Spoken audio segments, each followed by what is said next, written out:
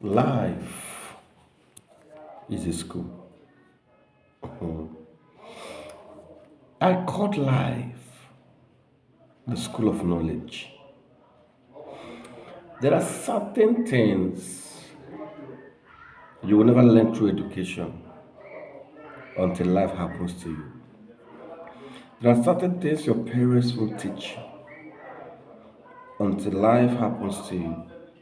There are some knowledges you will never ever have until you experience life. Until life hits a man, he begins to understand diversities of wisdom. There's a wisdom you get through books. There's a wisdom you get through association. There's a wisdom that came or comes through God. And there's also a wisdom that comes through where you are working, business wisdom. There's a wisdom that comes academically, and it's called academical wisdom. Sir, all these stages of wisdom are not the same. You can't use academic wisdom to operate in business wisdom. You can use business wisdom as it were to operate in the realm of ministry. It can't. They are two different worlds. But for a man to have a perfect knowledge of all of them, life needs to come to you. Until life happens to you, your eyes of the spirit will not be able to open. When I speak of the eyes of the spirit, I'm not talking about people who refer to it as prophetic eyes. No. When I'm talking about the eye of the spirit, I'm talking about the eye of your knowledge.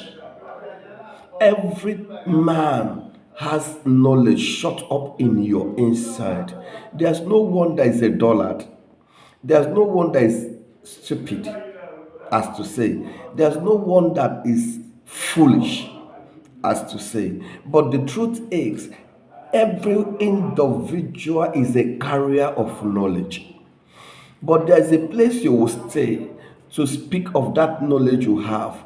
The people that is there who seem to be more knowledgeable than you are looks at you as being foolish. Now there's a stage where you will still be with that same level of your knowledge that was called stupid. People will applaud you. Every individual has knowledge, but it takes some certain orchestrations to bring the wisdom that is in you out. That is the same way knowledge is tucked in every man. There's a gateway that unleashes your knowledge. No matter the way you have done it, you've studied books, you have tried to press the action buttons of the books you read so that the things that were written in the book could work on you, and it's not yet working because there is a misinterpretation of what you read. Let me explain this. A book wrote down 17 principles, and you copy them down, or you believe the 17 and download them into you, and you start making use of the 17 one after the other. It wouldn't work for you because there are different kinds of people. There are a group of persons that first principle or key that was written as a knowledge of God that will be the last operation. Until you do that last, it won't happen. Others will have to come before that. So you find out that there's a switch and a twist on that same key that is working wonders for others, and that is why it wasn't working for you. Because to you, your system and the way of its wiring is different. So taking it from the way you read it, it would not work on you. What you will always see is a kind of a backlash. In the place where you should have been excelling, you are seeing yourself going down. And you keep asking what is wrong. Does it mean the principles weren't working? Sir, they do work. But the problem is first, you've not understood your makeup. When you understand your makeup, you know what works for you. And then when you know what works for you, you find out that out of the 17, it might only be 4 or 3 that is working for you. And when you take those 3 or 4 that is working for you and do act on them, the sky will never be your limit. It will be your starting point. Right? So it is important we come to understand factors that works for us, but still understand that for a man to understand himself, he needs to pattern himself with the issues that concerns life. You have to open up himself for life happenings, for circumstances and situations and troubles of life to hit on you. It is through those oppressional time that your reality comes. See, you can't know how to handle the issues of life until issues happens to you. You can't understand trust until you have had some issues on trust. You can't walk above your level until you have understand the advancement of life. And these things don't just happen because of connections, they happen because of what we went through. That is why life will teach you in a hard way the process you need to go through. You may not believe in circumstances as a pattern or a way of training. You may believe that being a Christian per se is that Christ has paid all the price, and then if it is so, then I will have to ask you, what impact do you have to your generation? Jesus has paid the price. How are you impacting your generation as the one the price was paid for? If you believe that all the price is paid, then there's no more need for you to actually work out your salvation in different areas of life. Then it means you are of all creation most miserable. There are great men in the ministry that is still poor, heavily poor. It doesn't mean they are not righteous. It doesn't mean they have strayed from the Father. No. But it's simply meaning that God has to use that pattern to train them on the subject of trust. So, hey, have you found an excessively rich person living in trust? Do you know it takes a man taking from nothing to something to learn trust? The poor can never respect any man because they know they have nothing to lose.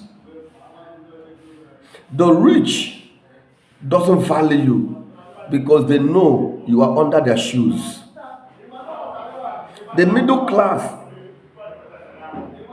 does not care about the poor and the rich. They are self-centered, seeking for their own upgrade. So these 3 categories of men on earth don't know what it means to trust. Now, for a man who knows man perfectly, to bring a man to the state or stage of trust, he needs to take away from you everything you once had and allow you to go hungry so that you understand what it means to be hungry. I've always tell them, even in the church, I said, if a man never go hungry, he won't understand what it meant when you say this man is hungry. If a man have never had traumas in his life, when an issue of trauma or an individual that has been traumatized comes to him or to her, he will find it difficult to understand what he or she is going through. So that is why if God wants to lift you, he would keep you to the state where you found out you are nothing. Even within yourself, you know you are nothing. Your account is red. If possible, you may be owing bank because you're supposed to withdraw 20,000 and you withdraw 40, and the bank allowed you to take it, and they put a minus that any money that enters the account, they will take it because they have been so much intimated with you, pending the number of years you've banked with them. And they know the systematic way of money coming into that account. Now, you stay in the place where a month you've not found food, 2-3 months. People you are very much better will mock you.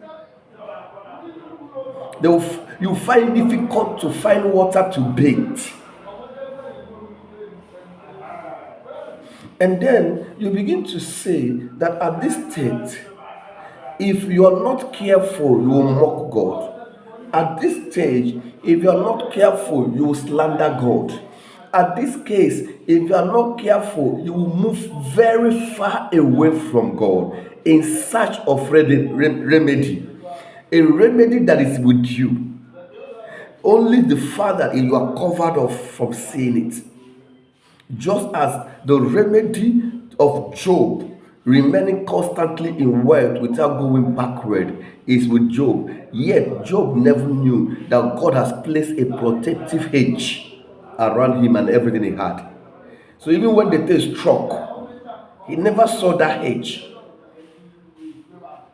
A lot of us has that same inbuilt or implant remedy to everything we must go through. But God said, from a dunghill, a place of rejection, God will take a man to a place where he will be accepted. So if you had not been rejected, it will be difficult for men to accept you.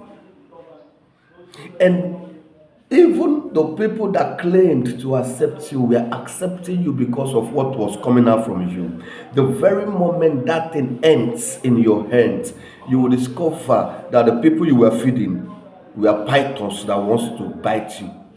But they could not bite you because they are gaining from you at that moment. You'll be so amazed that the people you've been feeding were the one that will hit you. They are going to be the one that will slander you, and even to a point of painting you green and yellow, that your character will be dented. Now, God will allow you go through these things, and when you come out of those things, you sit down. At this time, you have matured in the spirit. You brought all those things that happened to you. You begin to ask yourself, this one that happened to me, why did it happen? Because everything that happened to a man, there's a lesson God wants that man to learn. Everything that comes to you comes with a lesson. You get my point? Everything that happens to you, the hatred from men, they are being brought to you because there's something God wants you to learn about men. Because management of humanity is most difficult. You may read all the books on human management, and you see you cannot understand or manage human until you have encounters with human. Their actions and relations to you determines the level you know about people.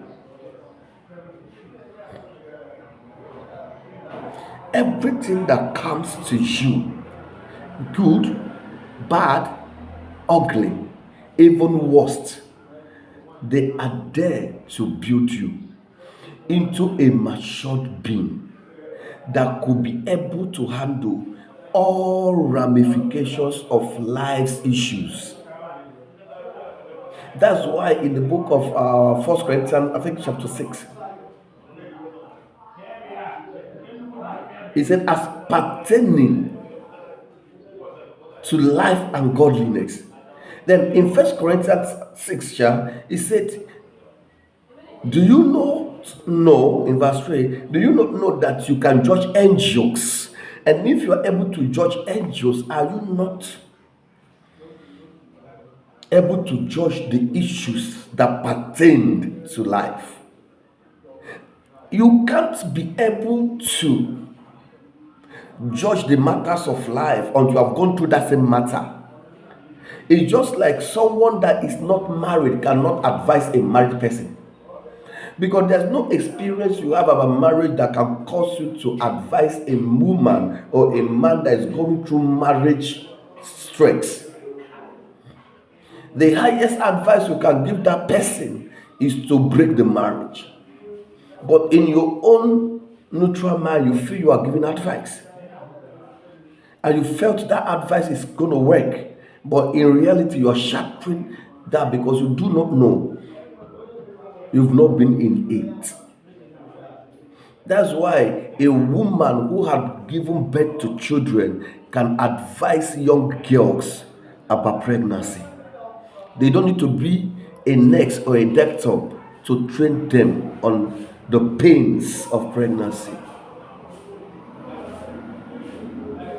This is God walking in his infinite totality, showing a man that if I must exhort you, you must understand there's a place called the place of Golgotha. Jesus is a God, but God brought him to earth to teach men by the purpose why he came, the process he uses to lift men. He said it was after the Golgotha that a name above every other name were given to him. He became a personality of authority, that at the mention of that name, authority is oozed.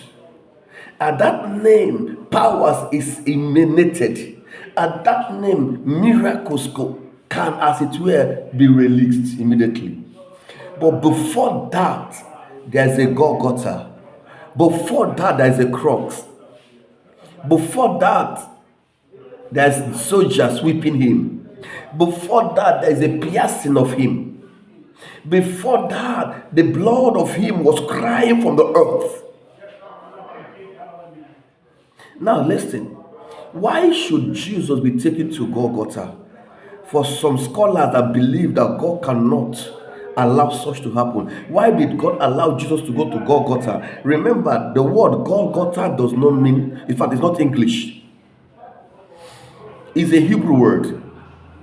It is translated to become the ground of death, the place of skulls. It is the ground of death. That is burial ground, where men are buried. So Jesus was taken to meet death in the place of death. Are we together? So we need to wake up and understand life carries a lesson or lessons that he wants to give to men. But the problem is that men are afraid to allow life happen to us, because they know that when life comes to us, some hidden secrets will be exposed.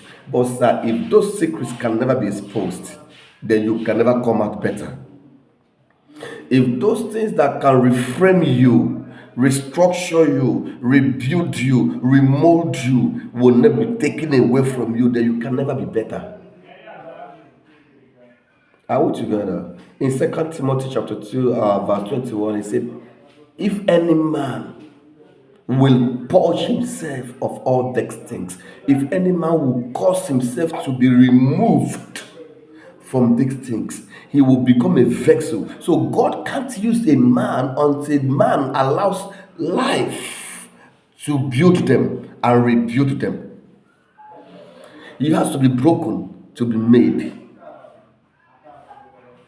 And one of the ways God breaks men is sending circumstances, or rather allowing circumstances, situations, and calamities to come to you. And then he will begin to watch from heaven the way you handle it. When somebody slaps you as a Christian and you draw a bottle, God will say, this one is not qualified. Say, me, Ejo, me, you know, fear, I go break bottle for your head. And God will say, hey, is this one a Christian? Does this one actually go to church? Or is it, you know the fear? Is it because of this Bible? I go keep on somewhere, I go beat you well. You know, these are the things God needs to remove. A true child of God is not permitted to live in anger. And God said, you can be angry, but let not your anger stay to the dying down of the sun. What really does it mean? It means never you be angry. You know why? Because when God said the sun should not go down on your anger, It means no matter what anybody did to you, the provocation will not last more than 24 hours. What am I saying? It won't last more than 12 hours, sorry. Now, how is it possible that you will be hot, stabbed, and then God expects you that you that were stabbed and bleeding was coming out of you, and the pain is still unbearing? He says, see that pain that is causing you bitterness in your heart, let it end by 6 o'clock. Oh. Are you with me? Let it end by 6. Somebody will look at it as wickedness. But what actually is God talking? It's telling a man, you don't need to be angry. Anger does not come from God. Solomon in his wisdom said, anger is resident in the bowel of a fool. So anger is for the fools. A wise man doesn't get angry. Because see, when you become angry, your spiritual mind becomes clouded, and then you begin to misbehave. Anger makes people to misbehave. So God is saying, you need to open yourself up. Oh God, every oppression, every plan that the wicked is planning to condemn me to stop it. Pray that kind of prayer from now to 100 years. You see, that plan will happen. It doesn't mean God cannot avert it, but that plan must happen. You know why? When the God of heaven were having meeting with the sons of God in the heaven, the devil came, and when he came, God became angry and said, where did you come from? He said, sir, forgive me. I am coming from nowhere, but as a wanderer, wandering the surface of the earth, going to and fro on the earth. So while I was going to and fro, I found myself here. I said, okay, fine. Have you discovered Job? So all through the while he was on earth, wandering to and fro, he never knew there was somebody called Job. It was God that made him found Job. And the testimony of Jesus attracted the devil's hatred on Job.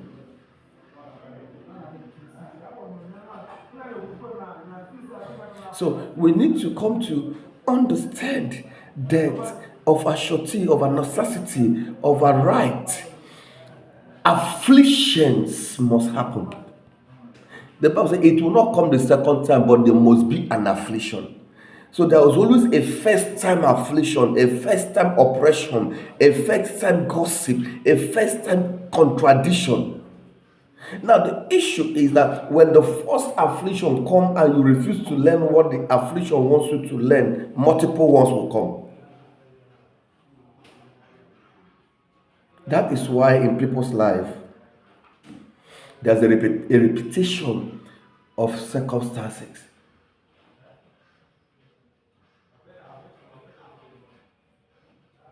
Life is a teacher.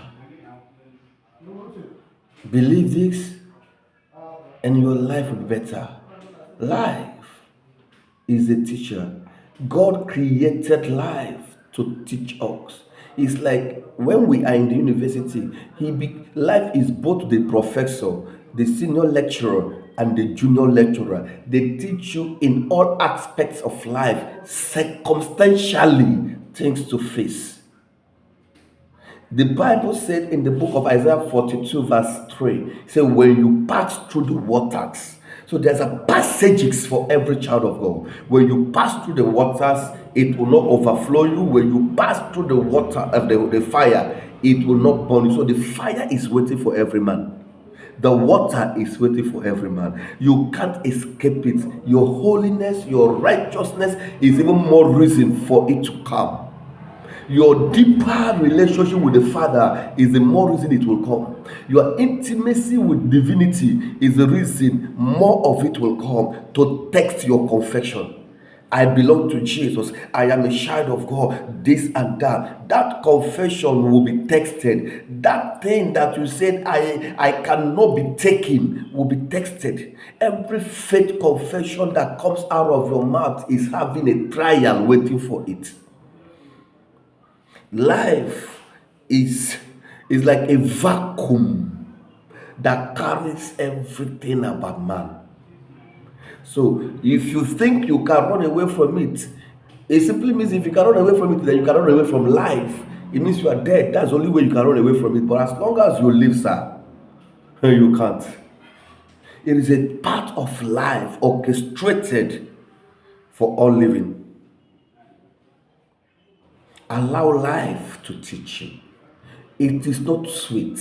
Many a times it does not go well with us because the orchestration of life itself contradicts the belief systems of man. So it can never go well or as we plan in life. That's why sometimes I hear people say, life can't doesn't give men what men want. Life can't give you what you want because you are looking on a psychological aspect of your own very life. You've patterned your life the way you want your life to become. But life is saying, no, this is me for you. You don't dictate for me, I dictate for you.